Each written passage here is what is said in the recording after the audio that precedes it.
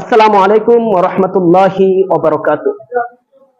দর্শক, আলোর পথে টিভি চ্যানেলে আপনাকে স্বাগতম।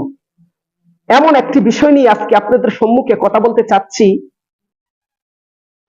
যে বিষয়টার সম্মুখীন আমরা সকলেই হয়ে থাকি, আর সেটা হলো দুশ্চিন্তা। দুশ্চিন্তায় আমরা সকলেই থাকি, তবে এই দুশ্চিন্তা থেকে বাঁচার উপায় আমরা কেউ খুঁজে বের করি না।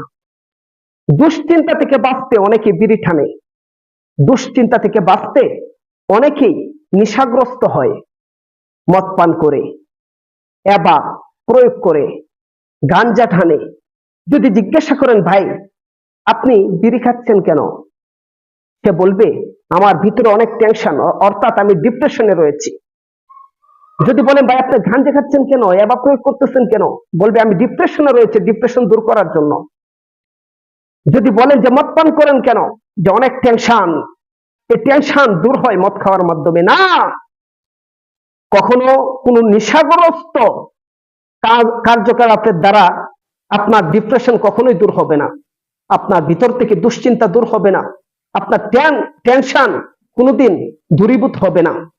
যদি টেনশন দূর করতে হয়, ওয়াসজুদ ওয়াকতারিব, আল্লাহ তাআলা কুদরতি পায়ে সেজদায় লুটিয়ে যান। বান্দা বান্দি যখন সেজদায় থাকে, যতক্ষণ সে সেজদায় অবনত থাকে, ততক্ষণ আল্লাহ তাআলা আর তার মাঝে কোনো পর্দা থাকে না।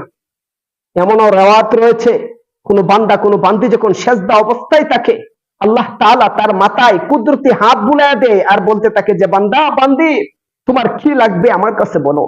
তোমার ভিতরে টেনশনে ভরপুর, তুমি আপসেট, তুমি টেনশন ডিপ্রেশনে ভুগতেছো, তুমি আমি আল্লাহর কাছে বলো, আমি আল্লাহ তোমার ডিপ্রেশন দূর করে দিব। তোমার অভাব আমি আল্লাহ দূর করে দিব, তোমার পরিবারের অশান্তি আমি আল্লাহ দূর করে দিব, তোমার রিজিকের অভাব আমি আল্লাহ তাআলা দূর করে দিব। তুমি মন খুলে আমি আল্লাহর কাছে বলো। এই জন্য যত ধরনের ডিপ্রেশন আপনার আছে, সমস্ত ডিপ্রেশন দূর করতে সর্বপ্রথম যে আমলটি আপনার করা প্রয়োজন, সেটি হলো আল্লাহ তাআলা কুদরতি পায়ে সেজদায় লুটিয়ে পড়তে হবে। যদি সেজদায় লুটিয়ে পড়েন, ইনশাআল্লাহ আপনার ভিতর থেকে সমস্ত টেনশন ডিপ্রেশন আল্লাহ তাআলা দূর করে দিবেন। 2 নম্বর যে কাজটি আপনি করবেন, সেটি হলো বেশি বেশি ইস্তেগফার পাঠ করবেন। যখন বান্দার দ্বারা গুনাহ সংগঠিত হয়, তখন তার উপর থেকে বরকত চলে যায়, তার উপর থেকে আল্লাহ তাআলার রহমত চলে যায়।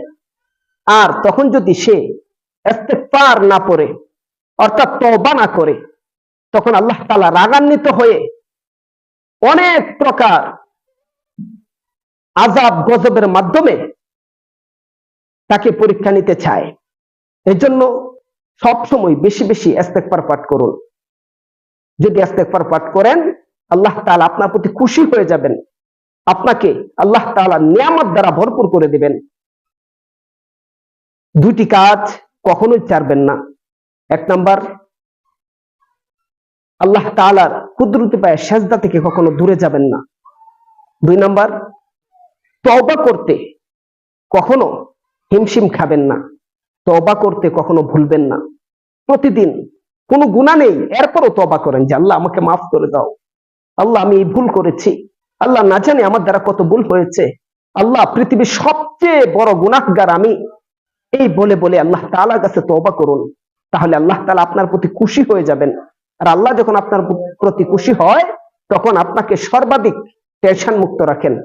আল্লাহ তাআলা যদি আপনার প্রতি খুশি হয়, তাহলে আল্লাহ তাআলা আপনার ঘরে রহমত বরকত দ্বারা ভরপুর করে দেয়। কোটি কোটি টাকার মালিক দেখবেন ট্যাবলেটের পর ট্যাবলেট খেয়েও এরপরেও তার রাত্রে ঘুম হয় না।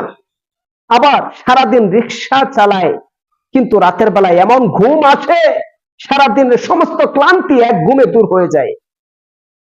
অর্থাৎ আল্লাহ তাআলার রহমত লাগবে। এই জন্য বেশি বেশি সেজদা করুন এবং ইস্তেগফারের মাধ্যমে আল্লাহ তাআলার কাছে তওবা করুন।